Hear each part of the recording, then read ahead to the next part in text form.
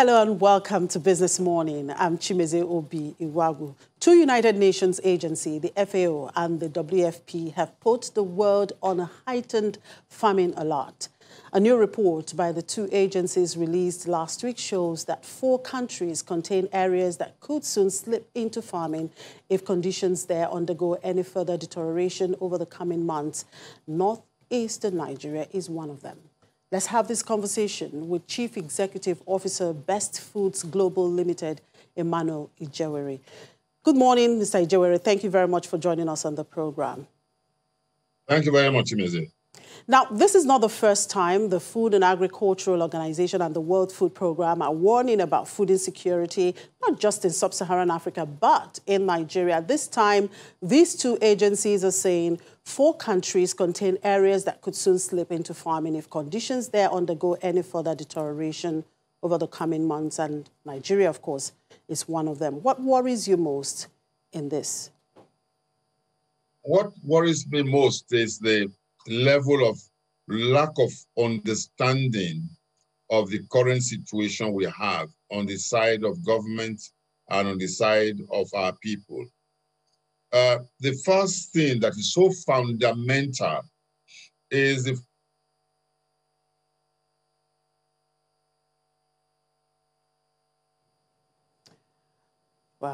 fact that we need to understand that farming is own local government is effective. Then we go on to a situation that supports what FAO is afraid of. That is the possibility of food shortage. That it may not get to a level of starvation or something, but it's going to increase the prices of food. This year is a particular year because of the COVID disruptions that we had at the beginning of the planting season, that it negatively impacted throughout Nigeria, but a lot more in Northeast.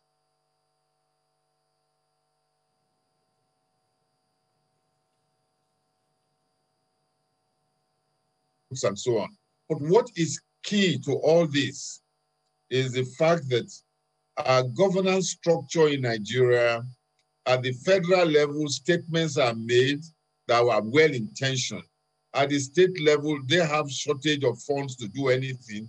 At the local government level, there is absolutely nothing being done. And these are the people that should be closer to the grassroots where more of this food is produced. Those are the fundamental issues that need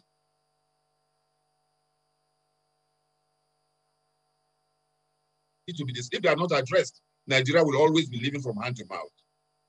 Now, you talked about lack of understanding in the path of the government and, of course, those that should know better. Now, the northeastern Nigeria in particular is mentioned in this report. There is issue of insecurity, flooding, and now we have COVID-19. Now, when you talk about lack of understanding, we have seen the government respond in various ways with various interventions there. So, do you think those interventions or those responses from government is not enough? That's exactly what I'm saying. The government is responding. Which government? The federal government, the state government? Neither of them is directly involved in the production of foodstuff. Foodstuff is produced in the local governments. With the local government, if they are ineffective, they have no relationship. There's a disconnect between them and the farmers. The farmers don't even recognize that they have a local government. We need to first of all, wake up the local government, strengthen the local government, and then bring them to be in touch with the farmers. And they cannot look at the various problems. Let's take an example. If all the farmers have to work on their own, do their own business, find their way when they harvest their food, take it to the market. Sometimes transportation is an issue for them, so a lot of the food is lost. When they get to the market, the village markets are not well designed. They are all terrible situations, and very, very rarely do they have storage facility. They cannot do this themselves. That's where the losses come up. Like has always been said, this is Northeast.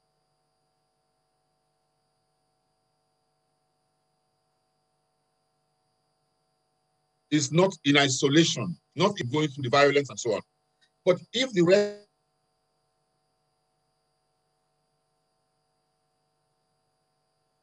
west of Nigeria was strong enough, we would have been able to feed the Northeast and food shortage. So the problem cannot be seen from the Northeast perspective alone. We are one country. We should be able to move food stuff around to places where there are shortages. So FAO is right in mentioning Northeast, but Northeast is not the real issue. They have always been a great breadbasket for Nigeria for many years. And we're glad about that, but unfortunately they are going through a difficult period. And it's made worse by the fact that they don't have the funds to even buy the food that has become very expensive. So we are going into a situation, the whole of Nigeria is going to be a situation where price of food will continue to go up for some time until we are able to address these issues. This is a very bad time in particular because it's a harvesting season. It may drop early in the new year, but we must prepare for the next year planting season, which we have to some extent lost this particular year. So the fear of starvation, I don't have that fear, but if the food shortage, yes, and this will drive prices up, and it's already beginning to go up. All right, let's look at agricultural value chain. How developed is this chain? Because I want to believe that if the agricultural value chain is properly and well developed, perhaps that could help to cushion, some of these problems. I think a lot has been done here so far. The past 3 to 4 years has seen an awakening. And I thank the central bank for this. This anchor borrower scheme, what it has done is to first of all, recognize the fact that the value chain, every part of the value chain is important. And what they have done is to move away from the old concept of a supply chain economy to a demand chain economy. And that makes a lot more sense than what we have been having before. With the demand chain economy, the people who require this produce are the ones that dictate what quality they want, what quantity they want, and when do they have it. Then this works its way back to the farmer. So the value chain has improved considerably in the past 3 or 4 years.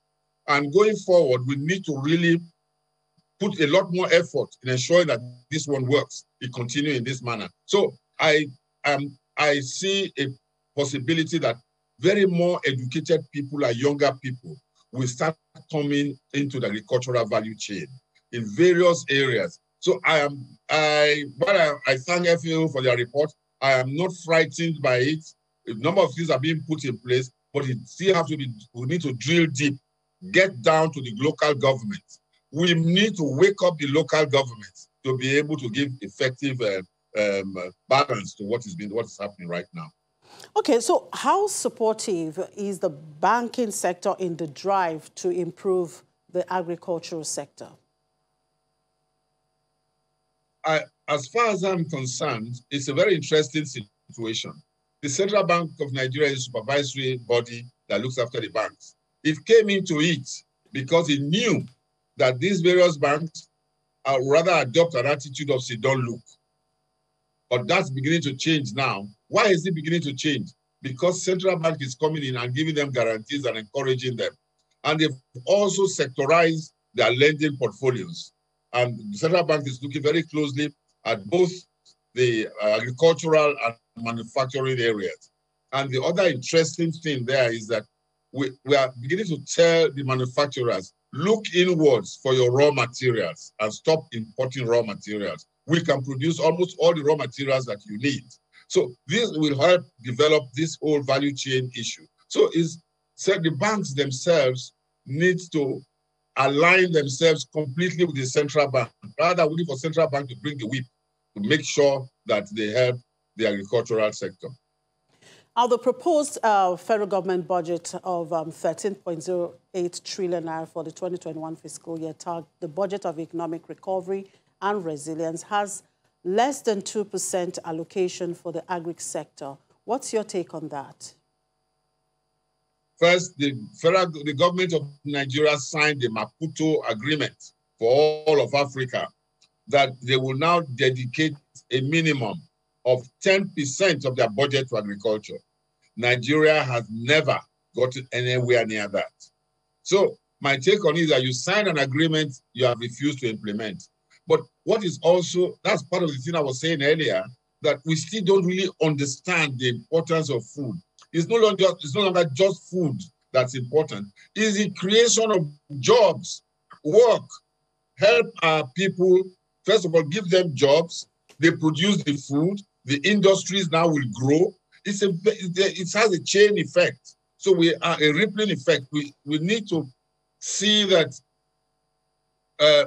believe that our future is in agriculture, not in oil. It's finding it difficult to get ourselves out of crude oil and move into agriculture seriously.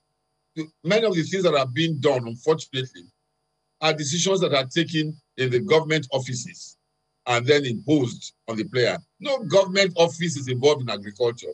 The people who are the players are never brought into the policy formulation process. So those are issues that need to be looked at. When the Ministry of Agriculture comes up with a plan, one needs to ask them, who are the people you discuss this plan with, apart from the civil servants who are in the offices that come up with great ideas for conferences they have gone for or saw something on the internet. They need to interface and work with the private sector who take the risk of putting their money, their time and energy in the agricultural space.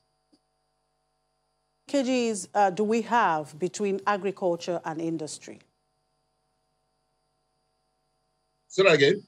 How much linkages do we have between agriculture and industry? It's beginning to grow right now because exchange rate is going up. Foreign exchange is no longer easily available, and they are beginning to look a lot more inwards. And what we have discovered is that, let's take the example, maize. Nigeria has the capacity to grow enough maize for the whole of West Africa. But we in the past year, we imported maize. There we have this challenge, and what created this was the fact that industry complained that they don't have enough raw material, so they were given a window to import maize. The poultry industry itself is finding it difficult to grow because the price of maize is high, and therefore their chicken become a lot more expensive, and many of them are getting out of business. So if an attempt is actually made to link up the production of the farmers with the users, that is the poultry farmers, the industries that use the maize, sorghum, and millet, and a number of other things, that we need an attitude of the economy should be linked. There should be a linkage. We don't have enough of that linkage because there appears to be lack of understanding of all this. Each one, the government and the Ministry of Agriculture is working in its own silo. Ministry of Trade and Investment is working in its own silo. They need to come together and put ideas together where the improvement on one part impacts positively on the other part. All right, Mr. Jawari, a quick one before I let you go. Of course, we are in the era of COVID-19. How do you think Nigeria can actually use agriculture to mitigate the impact of COVID-19? First, let's sit down together, understand these basic fundamental issues. Let's also change our mindset, move away from our dependence in oil and say our future is in our hands and it has to be determined by agriculture. Thirdly, the local government must be woken up and made to relate a lot more to the production.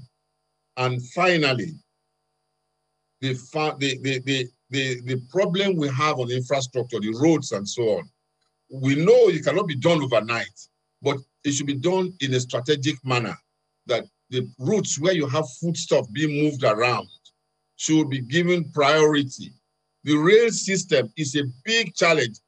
Rail system would have been so good and save us a lot of trouble if it can only be developed for moving cargo from north to south, south to north, and west to east. These are very, very important things that need to be done. But I'm confident that going forward, we have recognized this. It's now time we're now having to work on it. I have confidence going forward, things will only continue to improve because they're bringing better, more educated people, more exposed people, more committed people into agricultural space. Nigeria has a great future, especially now that you have this African Free Trade Zone coming up. It will go to challenge Nigeria. And unless we put our acts together, which we are doing now, we will discover that we'll become a dumping ground for the rest of Africa. Well, hopefully we will get it right. Thank you very much for your time, Mr. Ijewere. Thank you very much, Elizabeth. Mr. Emmanuel Ijewere is the Chief Executive Officer of Best Foods Global Limited. Okay, let's get update on the commodities market space with Bolande Agbaje.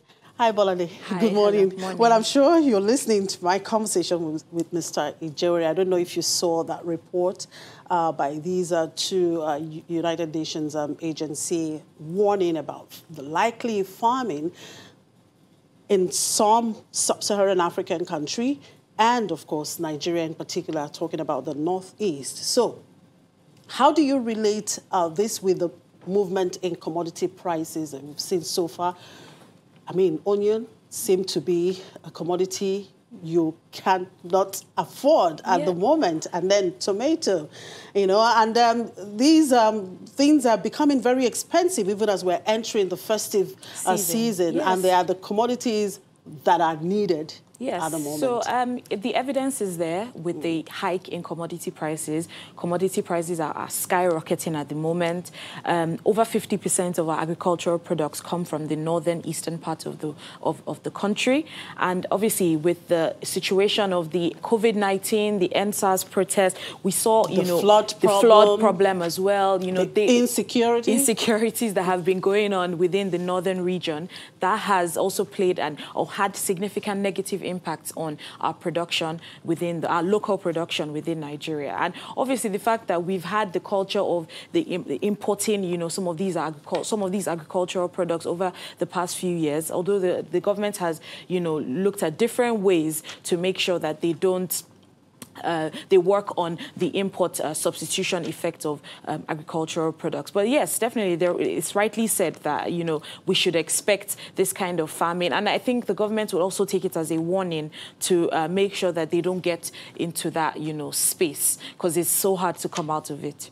So, but your slide talked about free flow of food trucks into Lagos State in the coming weeks to gradually taper food prices. How so? Well, obviously, when we had the lockdown, the second NSAS protest lockdown, that also hampered or hindered, production, not necessarily production, but flow of the logistics aspect of agricultural products. And now that we're seeing resumption back into more or less a full resumption of, offices, there's movement of people, goods around the economy, and also the fact that the government is hampering on fixing some of these roads. Like on my way here, I saw that, some of the roads were being fixed. That should obviously contribute positively to... Mr. Ijewere talked about that, the need for the government to fix the roads, particularly the roads that would transport those food commodities. Yes, and heavy trucks, heavy diesel trucks to the main areas of consumption. So that, that's the reason why we've mentioned that, in the coming weeks, we should see free flow of trucks too. And is that going to have any likely impact on the inflation numbers? It should. It definitely should, because what happens according to supply and demand, once you see increase in supply of some of these agricultural products, we should actually see prices taper down a bit. But at the same time, it also has to be a case where we watch how demand plays out as well. Although pockets have been squeezed, we don't expect demand to be as buoyant as it was last year. But definitely the supply impact should have a significant drawdown to prices. All right, Bolande, just hold your thoughts there. We'll continue with this conversation. Okay. We'll take a break, and when we come back, we will continue with this conversation. Just stay with us. We're still talking commodities, and Bolande Agbaje is here. Well, let's look at the global scene. Of course, one big news yesterday, Pfizer coming up with a possible potential vaccine breakthrough. That's good news. It is. And that lifted the commodities markets. Brent went up, and a variety of commodities reacted positively. And the stock market, of course. Yes. And well, with Brent up, that's good news for Nigeria. But one would wonder how sustainable that is, particularly if U.S.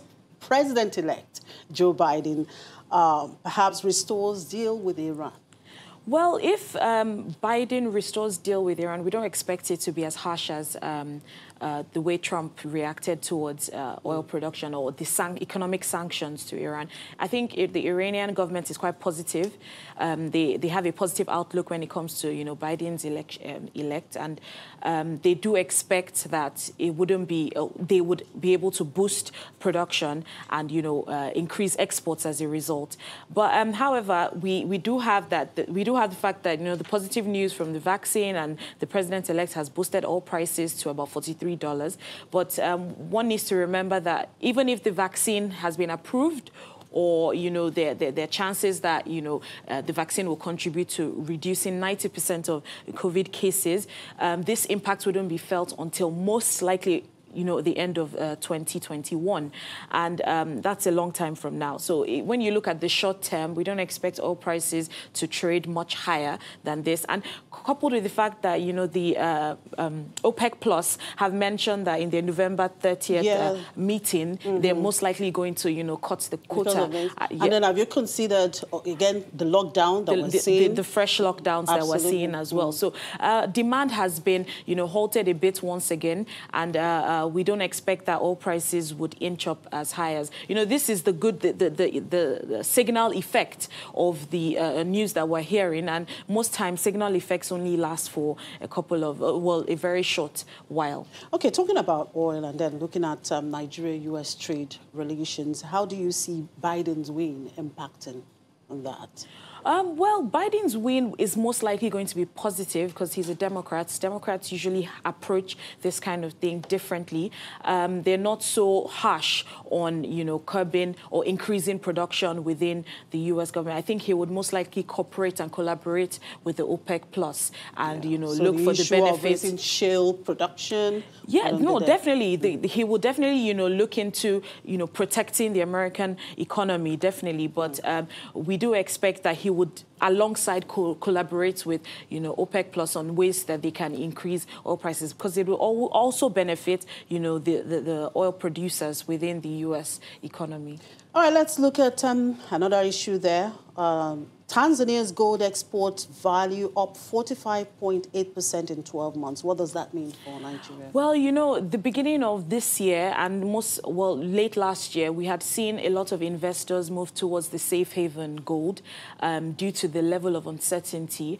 And Tanzania has benefited from this, both by increasing volume of gold and, the fact that, increase in supply of gold has increase in demand for gold has also pushed prices. So they've definitely benefited a lot from this and worked on, eating most of the benefits. And also we have the fact that Gabon as well has increased its production of palm oil and rubber. And one thing to point out there is that Gabon is the 8th largest producer of oil in sub-Saharan Africa. So they've moved far ahead of Nigeria in the process of, diversifying away from oil. They've recognized that, oil is not going to benefit their economy. As at last year, oil contributed about 35% towards their gross domestic product. And as at now, they're seeing significant increase, about 109% in palm oil and about 64% in rubber, which is great news. They're working as hard as they can to push other agricultural products. And it's something Nigeria needs to focus on, because we're also one of the biggest producers of palm oil. We have palm oil in the likes of Delta and, some of these eastern states. And it will definitely hamper, what we can do in the export space. Now, we've seen the move by the federal government to disburse about 195 billion naira to 270 exporters under the EEG program. Perhaps that's a way to also encourage and support agri-exports. Yeah, I know they're working very hard to make sure that, they protect the likelihoods of the exporters within Nigeria. But I think we need to do much more than, as much as they're introducing these grants, one has to also follow up and make sure that, these exporters are also exporting the right standards of some of these products, because I think that's where the major issue is. All right. Thank you very much, Bolandi, for your Thank time. you so much. Yeah, Bolandi Abaji is one of the research analysts with Financial Derivatives Company. In the meantime, oil prices dropped this morning as concerns over fuel demand in the near term in coronavirus hit Europe, and the United States returned to haunt the market after an overnight surge and progress towards a COVID-19 vaccine. U.S. West Texas Intermediate crude futures fell 60 cents to $39.69 a barrel, while Brent crude futures fell 54 cents to $41.86 a barrel. Both benchmark contracts jumped 8% on Monday in their biggest daily gains in more than 5 months after drug makers Pfizer and Biotech said an experimental COVID-19 treatment was more than 90% effective based on initial trial results. Rystad Energy said lockdowns in Europe could result in the loss of a further 1 million barrels per day of oil demand by the end of this year, while it will take several more months before a vaccine would be available. Okay, although Black Friday 2020 doesn't officially arrive until November 27, many retailers have kicked off early sales. Konga Yakata, the Black Friday sales of Nigeria's leading e-commerce giant Konga, is set to go live tomorrow, Wednesday, November 11, with mega surprises for shoppers.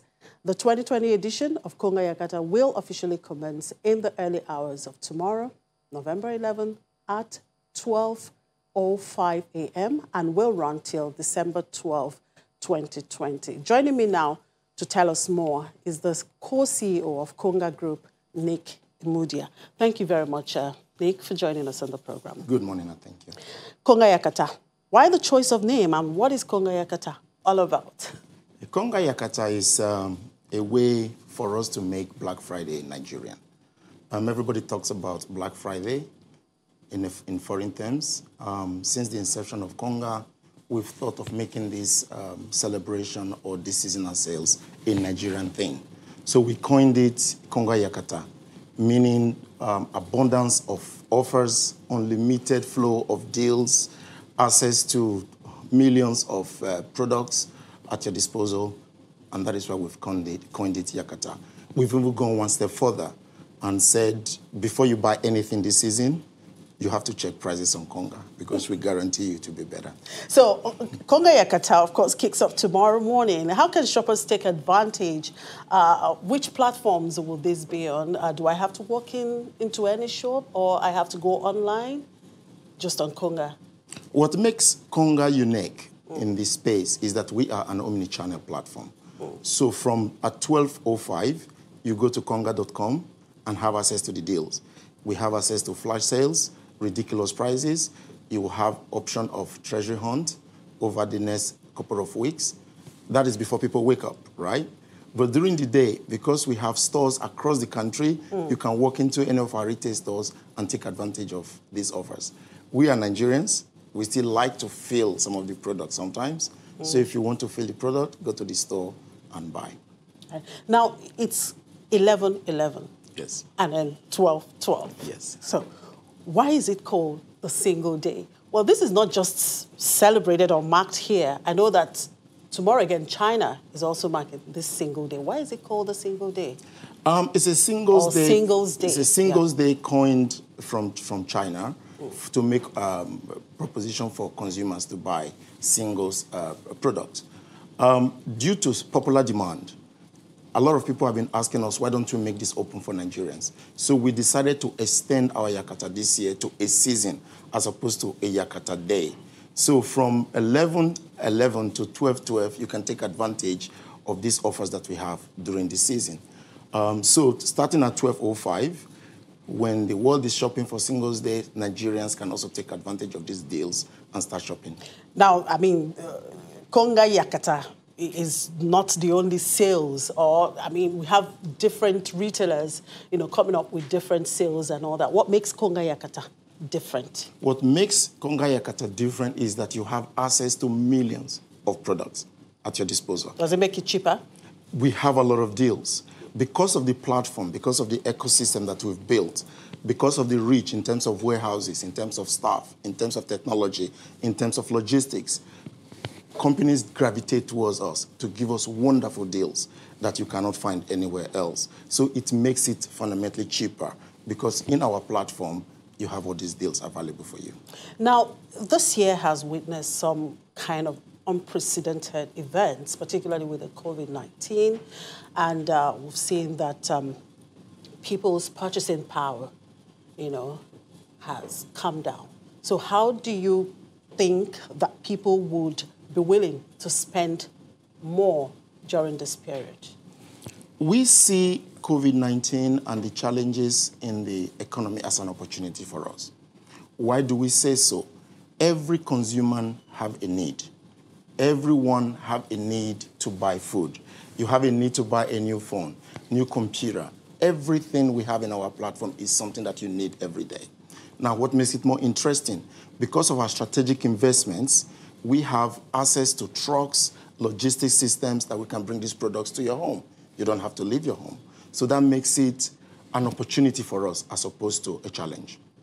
Now, Conga Yakata 2020, what can the average shopper look forward to? Konga is built around ethical way of doing business. Previously or in previous years, Yakata is usually for consumers. But over the years, over the months, we've expanded our portfolio. Let's start from the beginning. Because of the COVID challenges, supply chain is very difficult for people.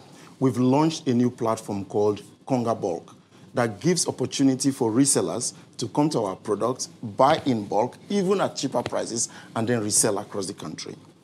We have travel capabilities. Konga travels, although people are not traveling extensively, a lot of companies did not survive COVID-19. We are one of the few built around ethics and built around solid foundation that our Konga travel platform is up and running. People are spending a lot of money on our platform, taking advantage of the deals. We have the Konga Pay platform, which is a mobile money license platform that gives consumers opportunity to pay their bills, renew your TV subscriptions, transfer money, do whatever. Those offers are also there. We have, of course, logistics, which everybody talks a lot about. Because of our investments in assets, in trucks, and in the warehouses, not just our products. People come to us and say, hey, could you please deliver these products to us for somebody in the north? Because they know we are reliable. So we have a lot of things, and we have something for everyone in the ecosystem. Now, you've talked about the mega surprises that shoppers should expect, the customers starting from tomorrow. So what are these surprises? Can you share with us? So if I walk into a shop, or perhaps I go online to Konga, what surprises am I likely to see there? What makes it a surprise is that it's a surprise. Starting at 12:05, there will be deals, products like iPhone 12 that will go for like 500,000, going for like 50% of its price. When? We cannot say. But these are the sort of deals. You have MacBook, you have expensive phones, you have AirPods, you have expensive drinks, you have expensive champagne, you have groceries at ridiculous prices. And when these surprises are happening, we'll be announcing them ahead of time. So how do Nigerians who cannot engage online shopping participate? And that was what I stated earlier. Because of our omni-channel platform, we have about 35 stores in around 12 states. You can walk into any of our physical stores. Is it possible you share these stores for us? Because I wouldn't know. Yes. In Lagos, we have about 11 stores, Konga branded stores in Lagos, where you can walk in and buy most of the products you can see online. What we also do is that if the products are not in the stores physically, you can go online. In the stores, they will place the orders for you online, and it will be delivered to you in the stores. This we have in about 12 states. And we have about 31 of those across the country. We are growing them as we go, and people are continuing to demand for these products. Are these stores located? Where are they located? Perhaps, for instance, in Lagos. Yes, where? we have in Victoria Island, we have in Ikoyi, we have Marina, Admiralty, we have in Sherry Mall, we have in Surulere, in Yaba, Festac, Ikorodu. That is just Lagos alone. And we are growing the network of these stores. We have in Abuja, in Port Harcourt, in Warri, in Asaba, in Kano. So if I'm looking Imo, for one of your stores, I have to call you to say, which of the stores in Yaba, for instance, am I supposed to walk in to take advantage of Konga Yakata? All the stores are giving the same offers. So you walk into any of these stores, and the offers are available. So if you go to any of our platforms, conga.com, on the top right, there is a link that gives you direction to where the stores are. So there you can have access to the stores, the addresses, and what sort of offers we are giving in those stores. And I have a choice of making payments, whichever channels I want to. Yes. With Konga, with the mobile money license, with the CBN mobile money license, you can prepay, which of course is easier for you and it's easier for us. It's easy for us to bring the products to you wherever you are, whenever you want to. If you want to pay on delivery, you pay on delivery. You can buy, pay in store, and all these possibilities are there for you. Now, what if I place an order and it's delivered and perhaps it doesn't meet with my expectations? What happens? Am I allowed to return it? Yes, what makes Konga unique in this sense is that we focus on ethics and quality of our products. On the onset, we work with our merchants, we work with OEMs to make sure that the products that they are giving to us are of top quality. However, if for a reason you change your mind or the product is not what you wanted, there is a mishap somewhere. Our contact center is there 24/7, answer your calls, answer your queries, resolve your issues, and you have 7 days to return these products at no charge to you. Now, are there some guarantees on those products? For instance, if you're talking about electronics, if I have to buy a TV, taking advantage of this, and I have to buy a TV, and then perhaps I use the TV for 6 months and it starts giving me problems, who do I complain to? You complain to Konga. All of our electronics have warranty with a minimum of 1 year warranty. So if you buy these products, they will offer you the warranty. And if there are issues that are not warranty related, you can return them within 7 days and we'll replace them at no cost. Okay, Konga Yakata kicks off tomorrow. So, what else do you have to tell Nigerians? What I'm telling Nigerians is this. This is the season of Yakata. This is the season of sales. Take advantage of the offers we have online. We have invested a lot in our infrastructure. We're building an ethical company, and these products will be delivered to you on time and in good quality. So please take advantage on Conga.com, please. All right. Congratulations. Let's just hope that Konga Yakata goes on very well. I like that name, Konga Yakata. It will. Thank you so much. Thank you, the co-CEO of Konga Group, Nick Imudia. All right, in the meantime, Nigeria's total crude oil and gas export sale rose by 64.84% to $139.5 million in August 2020. That's according to the latest data released by the Nigerian National Petroleum Corporation. In its monthly financial and operations for the month under review, the NNPC says the country also exported $3.71 billion worth of crude oil and gas in August last year to August 2020, and this is largely attributed to crude oil export, which contributed $80.27 million, or about 57.54% of the dollar transactions. The NNPC explains that a 45% improvement in performance was as a result of the 82% growth in surplus recorded by the Nigerian Petroleum Development Company as a result of sustained improvement in global market fundamentals. And Japol Gold and Ventures PLC has signed a multi-million-dollar deal with a Chinese firm, Xianyu International, to drill, mine and process gold in Nigeria. The company, which is listed on the Nigerian Stock Exchange and formerly known as Japol Oil and Maritime Services, says it has employed Nigerian geologists and mining engineers to work with the Chinese company's officials involved in the deal. The management of Japol explains that work is expected to commence with immediate effect on the company's 12 sites located across the country, as all regulatory requirements by the government have been met. All right, we'll take a break now. When we come back, we cross over to London and, of course, look into our local markets. Just stay with us.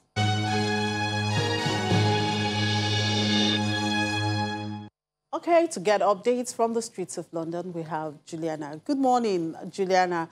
Well, the news of a possible vaccine breakthrough rallied global markets yesterday. Are the markets in the UK still basking in that euphoria this morning? Good morning, Chimmy. Yes and no. Yesterday was a massive session on the FTSE All-Share. I believe it was up by a 3-month high.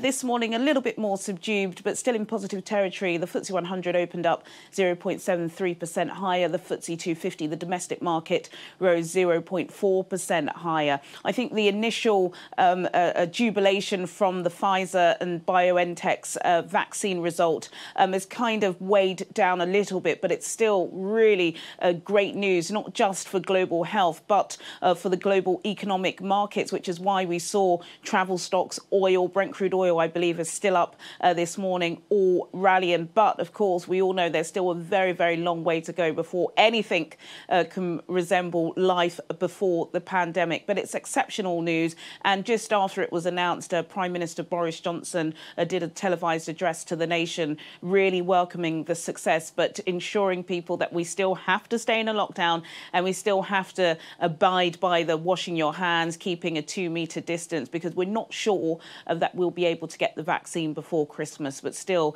a great day for science and the global health community. And on data front, unemployment data just hit the wires and shows a continuous spike in rate of joblessness. What other details can you share with us on this?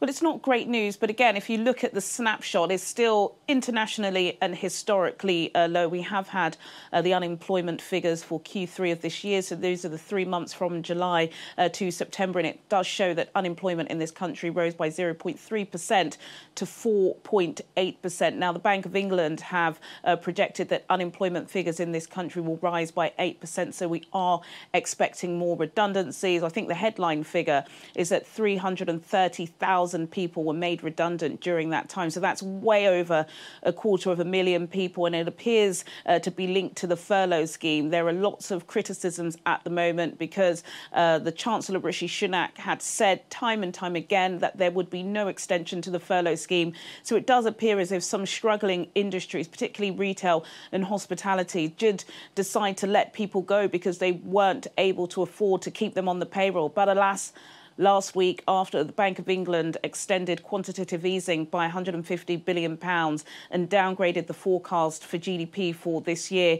that Chancellor Sunak did have a change of heart. So now we know the furlough scheme, the job retention scheme, will be extended up until the end of March. But sadly, for the 300,000 people that have lost their job in the meantime, it's not good enough for them. And England's lockdown is taking its toll on retailers. So what's the preparation like for the Black Friday sales? Well, gosh, Black Friday sales. I hadn't even thought about that until you mentioned it, Chimmy. But it is a couple of days away, well, a couple of weeks away. Friday, the 27th of November, typically falls during the last pay day before Christmas. And although it was an American theme, it's now made its way firmly into British shores. But we are in a lockdown in England. So in this country, it's very much going to be an online fair. And there are some analysts that are suggesting Black Friday could indeed save the retail industry if people are prepared to go and buy. Some analysts are suggesting that retailers must get it right online. If people have to click on too many options, they're just not going to buy. The e-commerce system has to be more slick and smoother for people to spend their money. But of course, Black Friday is a tale of two households, really. There are some people that will be spending all the bucks before Christmas to make sure they can get their loved ones their electronic gadgets. But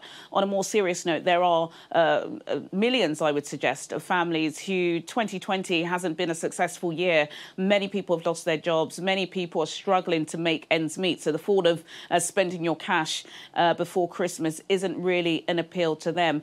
And there are suggestions that 45% of deals that will be done on Black Friday as pented up money, so money that people have been saving and not spending for that day. So it's not an extra profit or a bonus. But only time will tell. So I suppose we'll be talking about this when it's Cyber Monday, which is the Monday after the Black Friday, to see just how many billions were spent on retail on that day, Chimi. I agree with you, Janena. Only time will tell. Well, we'll get more update on those unemployment data later in the day. And back here, we have Edidion Ewan for update from the local markets here. Eddie. Good morning, Timmy. Well, the market seems to be on steroids because, yesterday we saw interest from large market caps, Dangote Cement, MTN Nigeria, Boa Cement, and some banking stocks. Now, that drove the all-share index up by about 3.39%, and we got to the 32,000 level yesterday, Chimi, with the equity cap at 16.847 trillion naira. Now, activity level was, mostly positive yesterday, as although volume declined by about 0.2%, value was higher at 8.24 billion naira, all traded in 7,201 deals. Now, look at the sectoral chart, Chimi. All the sectors we track were positive. Banking index was up 6.59%, industrial goods was up 5.4%, and all the other counters were up. But let's talk to David Adonri, a stockbroker at High Cap Securities, for more. Good morning, Mr. Adonri. Thank you for joining us on the program. Always a pleasure. Good morning. So yesterday we saw major gains from the industrial goods sector and the banking sector. Do you have any idea what drove interest in the market yesterday?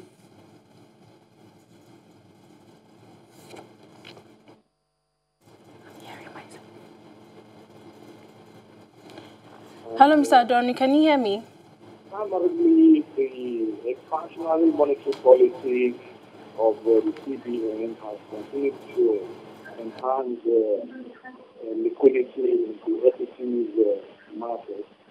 And we also have a situation where the rates of fixed income is declining. And so a lot of financial assets continue to migrate to equities as a veritable source for the enhancement of returns.